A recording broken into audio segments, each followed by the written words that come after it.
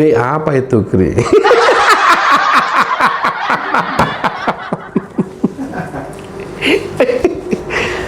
Lu makin tenang, makin stres atau makin gila, Gri? Enggak, gua nggak biasa-biasanya kayak begini. Loh, ini apa ini? Panji itu bukan Panji. Ya, kembali jumpa Kompol Agri Fanani, komedi politik yang kita bikin seru, geli, dan mules perut kita. Terlebih setelah banyak sekali komentar tampilnya Kompol Agri Fanani di acara CNN. Loh, Gri, YouTuber Nusantara atau Kompol Agri Fanani? Kompol Agri Fanani itu adalah rubrik yang ada dalam channel YouTuber Nusantara. Sering longok dong, sering lihat dong. Jangan lihatin Bang Bil melulu.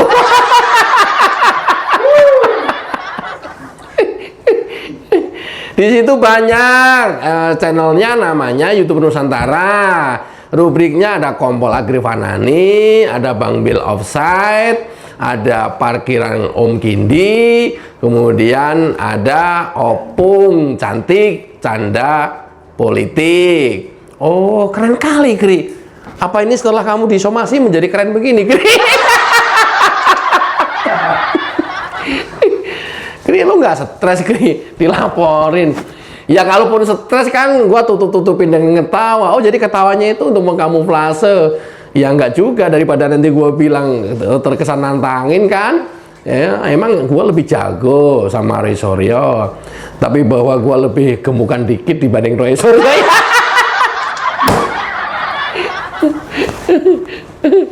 Apa, Gri?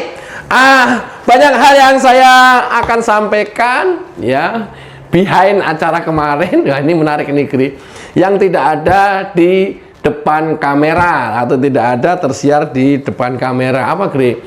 Ya, pertemuan-pertemuan yang pada saat kita break ya, menjelang episode berikutnya, kemudian sebelum acara dimulai kan duduk satu sofa dengan Roy Suryo, kemudian juga di akhir acara juga sama. Nah, itu penting, Gri, keren banget itu, Gri. Nah, apa, Gri? Tapi rahasia. Enggak, lu nggak dipisah gitu antara Roy Suryo supaya nanti nggak berantem di ruang tunggu. Ya enggak lah. Ya nggak tahu datang duluan lebih siapa, tapi di ruang tunggu itu lebih duluan saya. Begitu datang Roy Suryo, "Hei Mas Roy!" Dia juga bilang, "Hei Mas Agri!" Pelukan cipika-cepiki, tapi begitu pelukan, gua raba-raba di punggungnya. Lah, kok bawa wayang?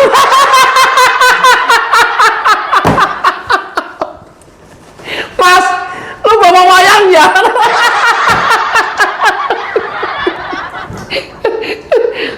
Alah, enggak apa-apa. Nah, 1 poin dulu, gue bisa pegang ini kelemahannya. Oke, nah pas ngobrol-ngobrol, Mas, itu dokumen apa?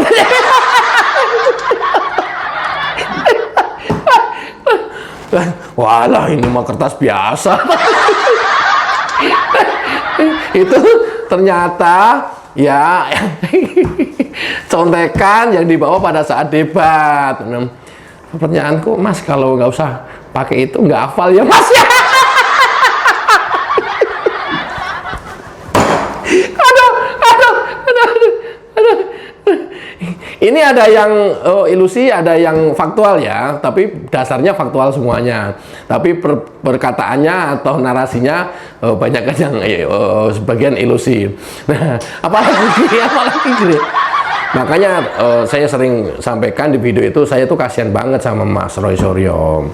Dan itu saya lakukan spontan. Saya bilang, "Mas, kasihan loh Mas, sampean lihat begini nih. Apa sih? Tenang aja, nggak apa-apa kok. Tapi saya kasihan, Mas. Kasihan banget." Dia bilang, "Ngapain kasihan? Nggak apa-apa kok, kasihan." Ya nggak tahu, spontan aja. Nah, kenapanya saya nggak usah sampaikan ya. Soalnya kasihan juga sama Mas Roy. Ini kalau seperti ini kondisinya Mas, nanti gua nggak jadi bantai lu di depan kamera, Mas.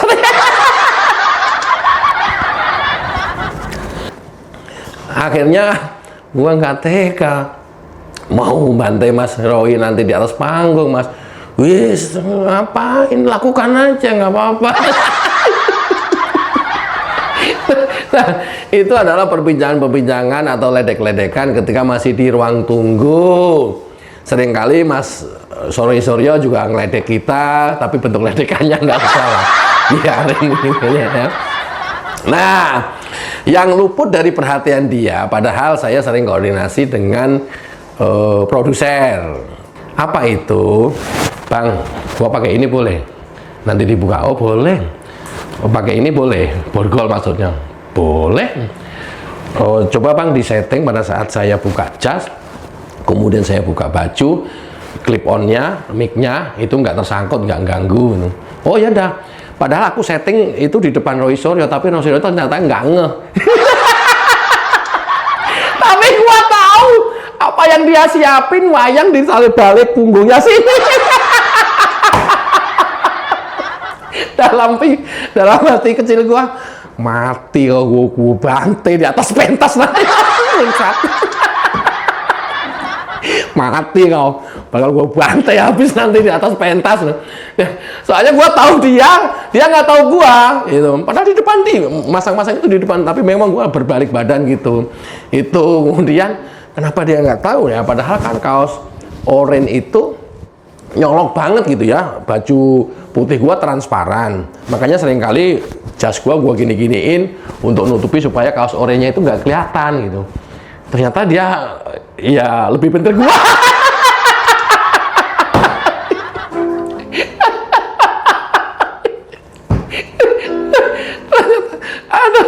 aduh, kalau borgol sih aman lah ya, kantongin selesai gitu ya. Nah, sebenarnya itu tuh hanya peluru persiapan. Bisa jadi peluru itu saya tembakkan, bisa jadi tidak. Kan itu kan dari sesi 1 ke 2 dan seterusnya sampai sesi terakhir kan berjalan begitu aja kan. Tapi begitu dia ada gelagat ngeluarin. Wah, kok mikir lu? Emang cuman lu sendiri yang bisa kayak gitu?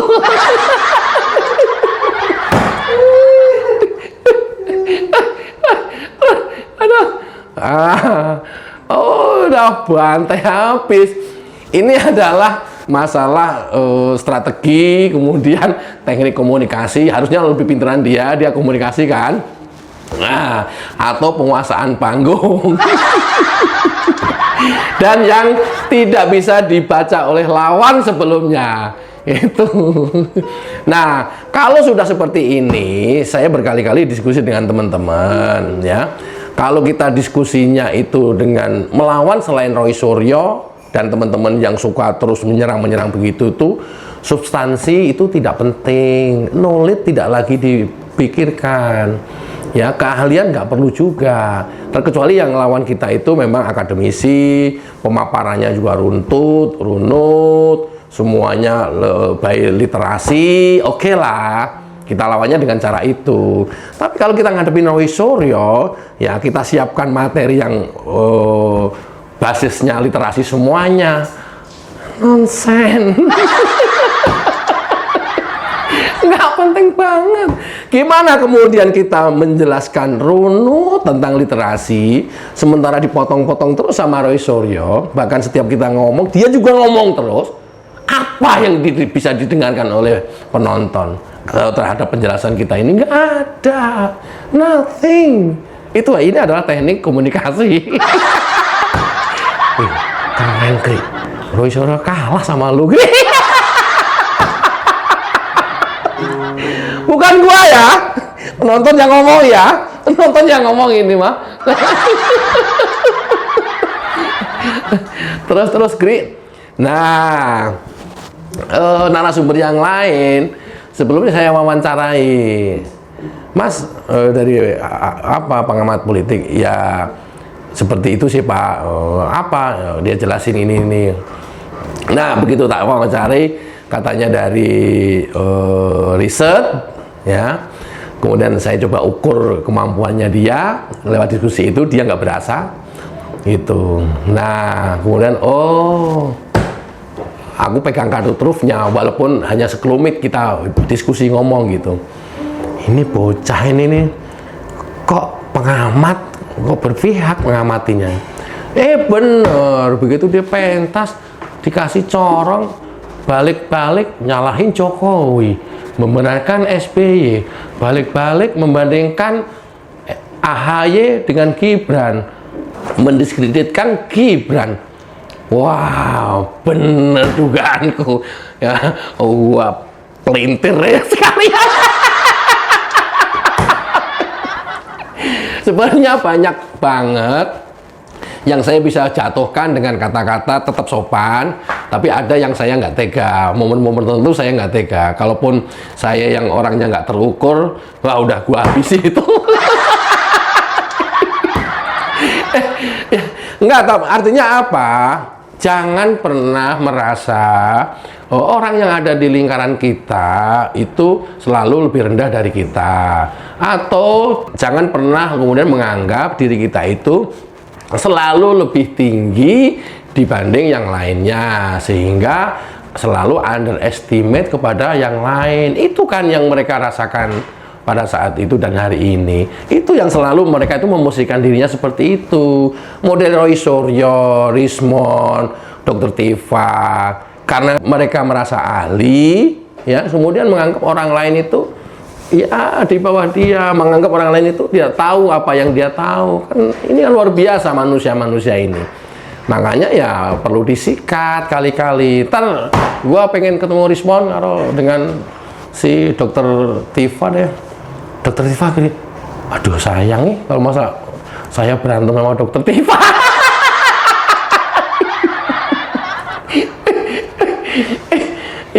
ya nggak tega juga sih kalau perempuan bagaimana kan. Aduh, perempuan, lu mau kenceng, lu mau kasar, ya lu beraninya sama perempuan kan begitu. Jadi susah memang sama perempuan itu. Di depan gua ada istri gua nih. Senyum-senyum, kalahkan lu sama gua katanya.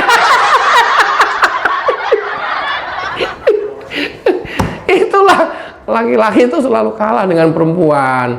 Makanya kalau melawan Dokter Tifa sih belum tentu sih memang itu. Walaupun omongannya Dokter Tifa, paparannya Dokter Vita itu gampang banget dipatahkan, ya, gampang banget dijatuhkan, gampang banget.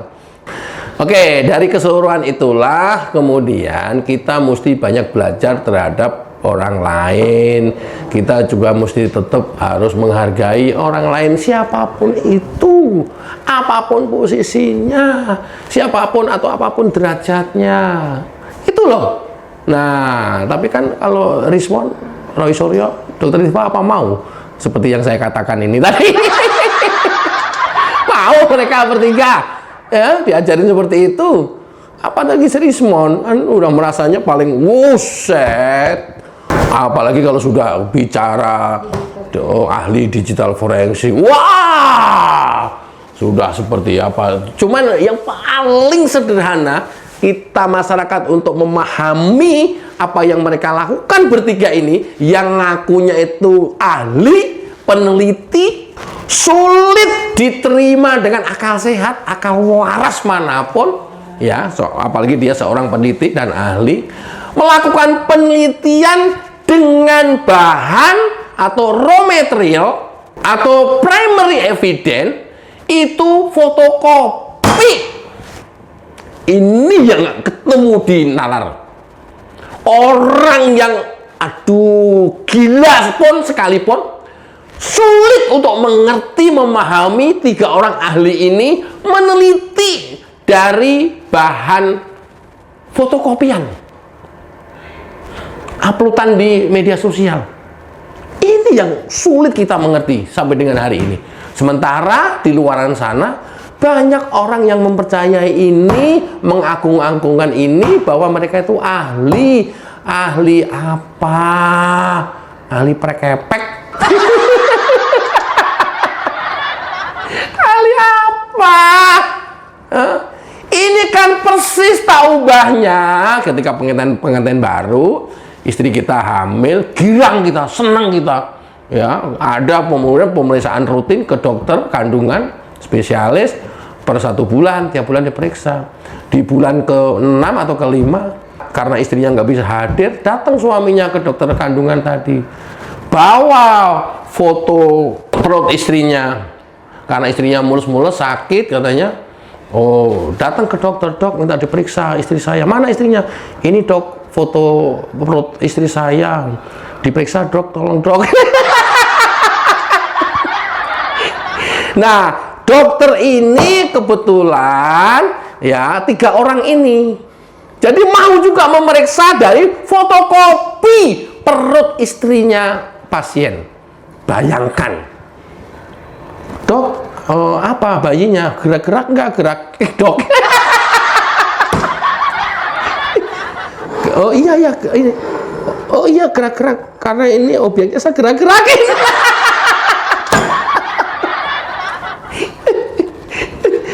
Dok, oh bayinya posisinya normal apa sungsang, dok? Kita kan sama-sama kenter gitu ya. Nah, dokter bilang, oh sungsang sih tapi muter-muter terus sih. Kok bisa, dok? Ya ini karena gua puter-puter.